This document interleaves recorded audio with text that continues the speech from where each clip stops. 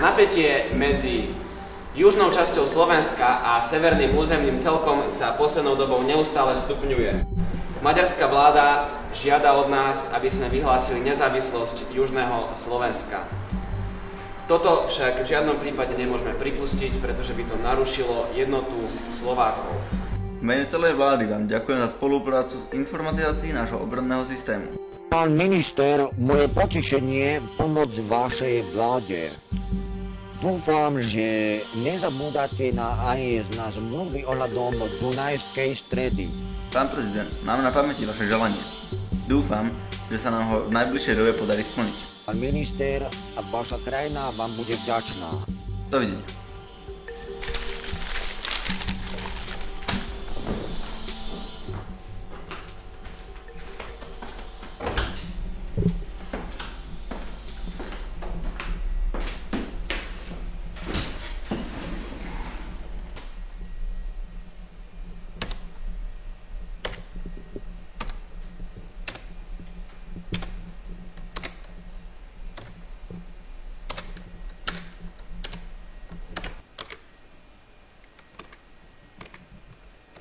Preslotové nohy. Všetci dobre vieme, že situácia, v ktorej sa nachádzame teraz, nám už čelila viackrát, no vždy v inej podobe. Benešové dekréty musia ostať v platnosti. Máme nárok na podporu Severoatlantickej aliancie po militárnej stránke a o politickú sa postará Európska únia. Stupňujúci sa tlak medzi maďarským premiérom Gyurcsánym a splnomocnencom vlády pre antimaďarizáciu Jánom Slotom začne prinášať svoje ovocie. Ďakujem vám, pán Kašický. Drahí poslanci, drahé poslankyne, všetci tu prítomní.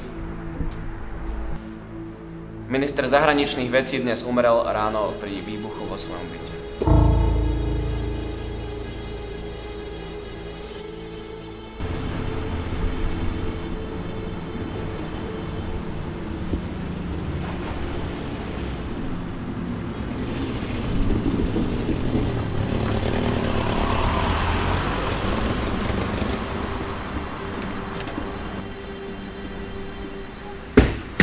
Technik, urob svoju prácu. Jasne, šéfe.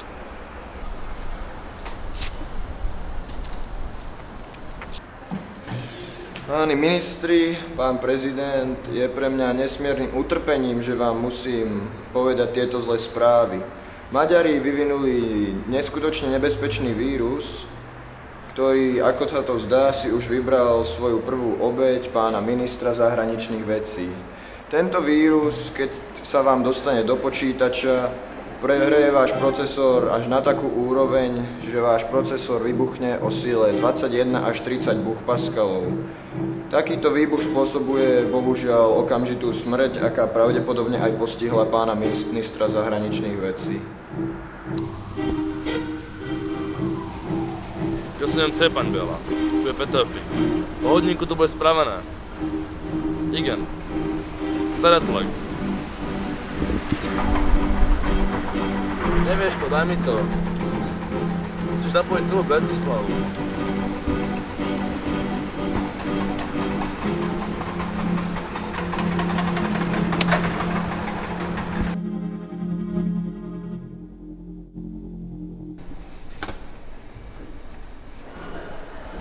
Do pekla, čo to má znamenať, Karol? Ako to, že reaktory nie sú naďalej pod našou kontrolou? Naša sieť bola napadnutá vírusom. Čoskoro sa to dostane do všetkých domácností. Koľko máme času? Niečo okolo 15 minút. Dajte mi vedieť o každej možnosti zneškodnenia toho vírusu. Marek Horváth, ministerstvo obrany. Sme na mieste, pán minister. Čakáme na schválenie akcie. Akcia povolaná. Chcem toho maďarského hackera živého. Prineste mi ho ihneď do MBU. Pán minister?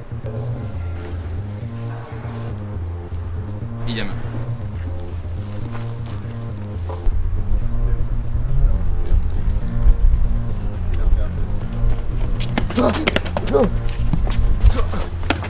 Čo poriadne?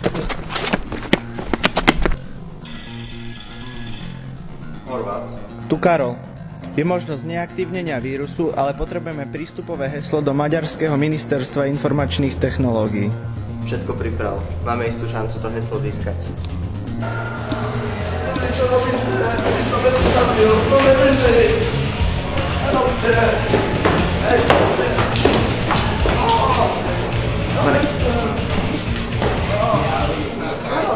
Verte ho dnu. Čo som dovolujete, čo som spravil? Joči, stávaj! Stávaj!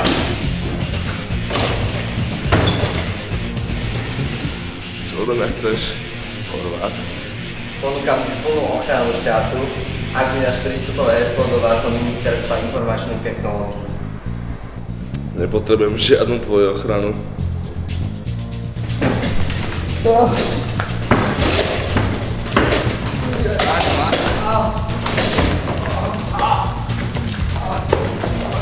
Povedz to heslo! Povedz to heslo! Povedz ho! Ne, nebudem ty si ne. Povedz to heslo!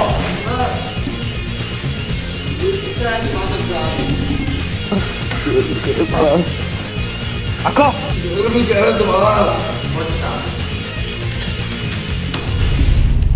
Do reti, Mochovce vybuchli.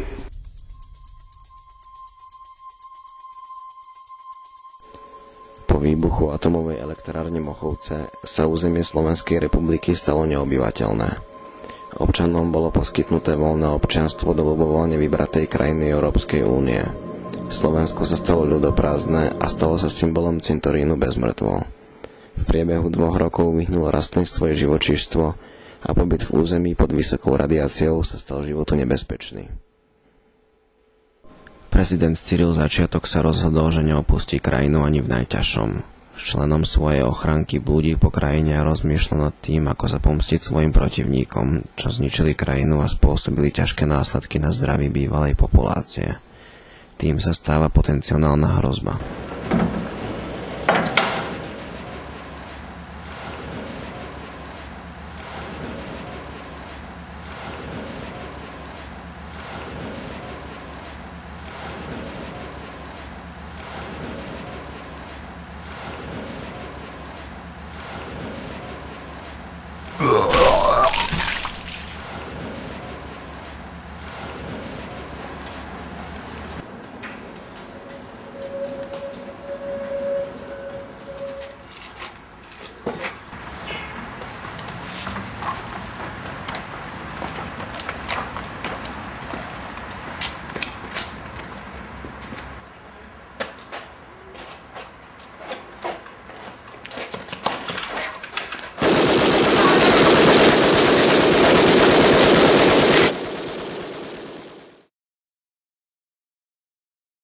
Po smrti prezidenta existencia Slovenskej republiky upadla do histórie. Maďarský prezident odtiahol s obyvateľstvom aj maďarskými gardistami tam, odkiaľ aj prišli. Za Ural.